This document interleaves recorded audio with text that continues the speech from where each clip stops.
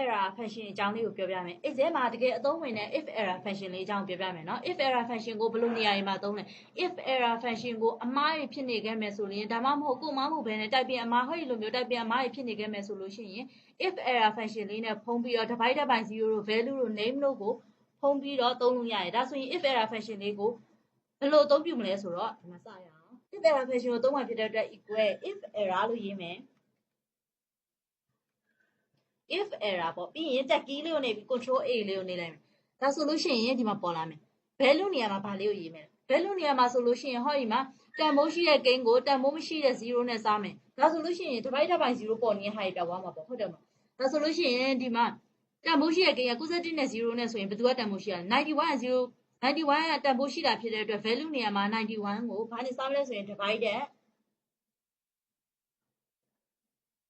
0နဲ့စားမယ်ပြန်0လဲရတယ်ဒီမှာ0ပါနေဖြစ်တဲ့အတွက်သူ့ရဲ့0နဲ့လည်းရတယ် value of error အဲ့ဒီအမားကိုတဲ့ဘာနဲ့ကိုကဖုံးမလဲတဲ့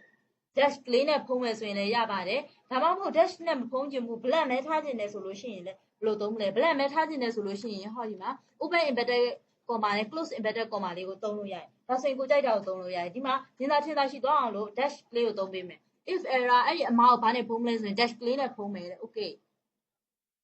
ဒါဆိုလို့ရှိရင်ခဏနေက divided by 0တွေ value တွေပေါ်နေရဆိုလို့ရှိရင်ဒီမှာ auto sum နဲ့လည်းပေါင်းလို့မရဘူးဘာနဲ့မှပေါင်းလို့မရဘူး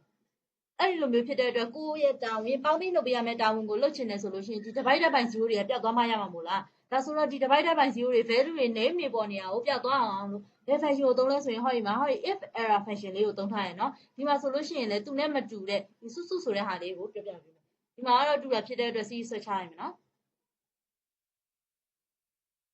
ဒီနေရာမှာဆိုလို့ရှိရင်စုစုနဲ့56နဲ့ပေါ့ဒီမှာ if error function လေးကိုသုံးမယ်ဘာလို့လဲဆိုရင် value လို့ပေါ်နေရဖြစ်တဲ့အတွက်ဒီနေရာမှာ sum in နဲ့ပေါင်းလို့မရအောင်เนาะ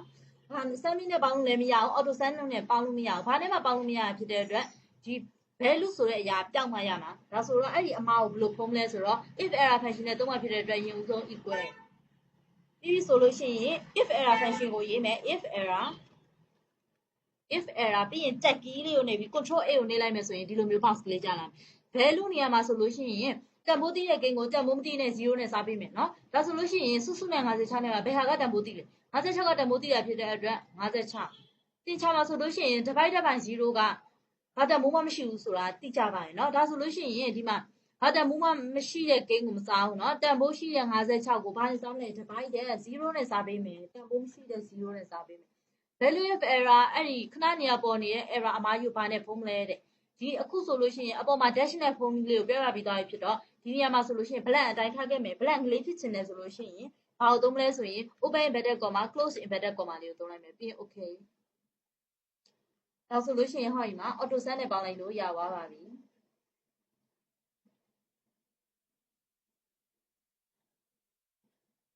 ီမှာပေါင်းလို့ရပါပြီခဏနေရကြတော့ဒီမှာเนาะ divided by 0တွေပေါ်နေတာဖြစ်တဲ့အတွက်သူကပေါင်းလို့မရ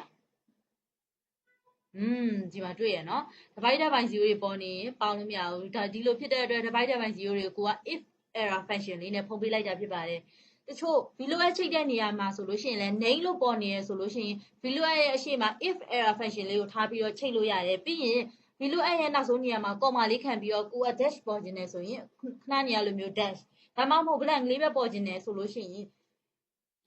open inverted comma close inverted comma လေးကိုနှိပ်ပြီးတော့ခွင်းပိတ်ပြီး enter ခောက်လိုက်တာနဲ့ name တွေမပေါ်တော့ဘဲနဲ့ဘာလေးပဲပေါ်မှာလဲဆိုရင်ကိုလိုချင်တဲ့ dash ဒါမှမဟုတ် blank ဒါလေးပဲပေါ်မယ်ပေါ့နော် if error function ကို